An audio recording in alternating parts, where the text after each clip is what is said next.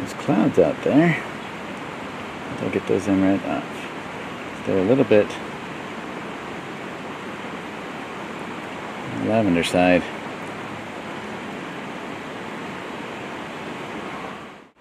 The light is changing out here very quickly since it's so late at night. So my values are changing here. And I need to pull some of the same color almost down into this area, but not as dark.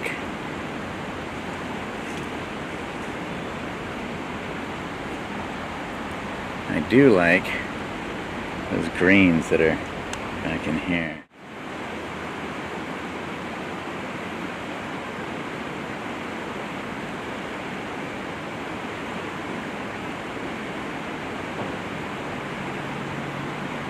Okay, so what's happening is I'm trying to get in what is light and what is dark in the water while I still have light out here. Get all my values in good shape and try to, if I can, determine a lot of the color that goes with it. So there's a lot of lavender mixed in with those blue greens because the rocks, it's very shallow, so the rocks are close to the surface, and that brings a lot of that lavender color into it.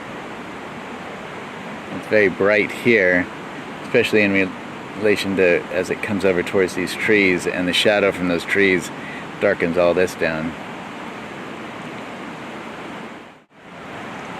The water's changing so quickly with the lights. All the sky color is going away, so all this is changing on me. The values and different colors that are in there. Just the way that those rocks went from being bright orange to being very subdued now. Okay, so now I'm glad I got that in because my shadows are changing. Everything's moving on me. In fact, everything has moved away significantly. So that's a good thing I got that in while I could see all those colors. So notice I'm not trying to get the edge all the way straight across entirely. I have ups and downs a little bit. It's not because I can't get a straight line on here, it's because I don't want to. I want it to feel a little bit off. Even though man-made things are generally pretty strongly straight lines, geometric like that, I don't necessarily want that for my painting because I want it to feel like a painting, not like I've taken and traced a photograph or something on here and gotten it exactly. All right, hopefully this is the final bit here, little touch-ups that I've noticed the painting needs. So what I have is this right here. Remember we talked so much about shapes and how important shapes are. Really everything in here is about shapes. It's not so much about specific objects like a railroad crossing bridge or a tree or a river or whatever. It's about shapes and how they interact with one another. So we can have value shapes, we can have color shapes, we can have color temperature shapes, so we can have shapes within shapes. And those shapes can then form or represent specific objects that we're familiar with, like a river or a rock. But it's the shapes themselves that are more important, because if we just focus on a river, then we try to make a river look like a river, rather than making sure that the shapes within that make up that river work well together and harmonize. So right here, I've got this dark green grass shape. It now becomes a square that stands out. It doesn't have any, it starts abruptly right here and doesn't have a good transition with everything else. The other parts here kind of transition well together and move us through the painting.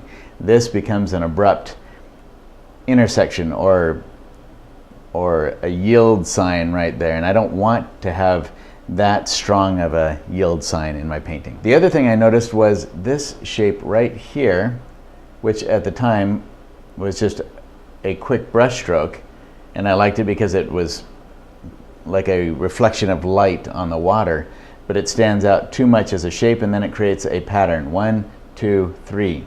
3 shapes that go in a row. So even though these aren't really interconnected as much any more than just being in the river, they still become a line, and it actually comes over here and then becomes that as well. So I want to disrupt that. Some of the important points here, as we go off into areas that I don't want the viewer to get stuck in, I soften it out, lessen the detail. Christy had a really good observation about, there was this really beautiful concrete, white concrete roadblock area right in here. It's just a wall that goes along the road. It's very decorative and pretty, but it didn't make sense to have something that elaborate and intricate with the details that are involved with it, and that bright over here in this corner. It did take away from this area right here and moving across and through the painting. So we have enough of that left over right here to give a good repetition of color with the bridge back in the distance, and then with some of the rocks that we have in the river and on the shoreline.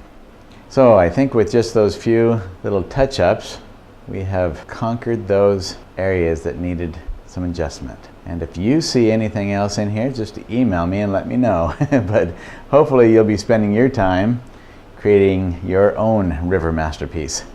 So get out there and enjoy being outdoors. I love to hear the birds and the sound of the water. Everything that's happening around me adds to the adventure of being out on location, of plein air painting. That's really what it's all about, being immersed in our subject, what it is that we're after. For me, it adds a lot more to the emotive process, the emotive experience of painting landscapes or painting flowers or whatever it is that I'm interested in. I hope that you find great joy in painting outdoors as well.